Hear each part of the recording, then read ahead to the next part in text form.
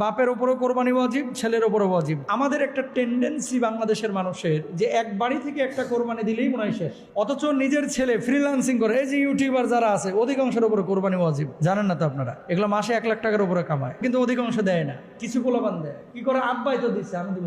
বুঝছেন বিষয়টা? তো আপনার ছেলে, আপনার মেয়ে অনেকে আছে ব্যাংকে চাকরি করে, আপনার ছেলে অনেকে আছে গার্মেন্টসে চাকরি করে, আপনার ছেলে আছে অনেকে কাজকাম করে, আপনার ছেলে আছে দোকানদারি করে। কোরবানি যদি 3 ছেলে থাকে, বাপের 3 জনের উপরে যদি নেশাব পরিমাণ সম্পদ থাকে, ওই 3 জনের উপরে কোরবানি আবশ্যক। বাপের উপরে কোরবানি আবশ্যক, মায়ের যদি টাকা থাকে মায়ের উপরে আবশ্যক। মানে এক বাড়ি থেকে 5 কোরবানি দেওয়া লাগবে। আল্লাহু আকবার বলেন।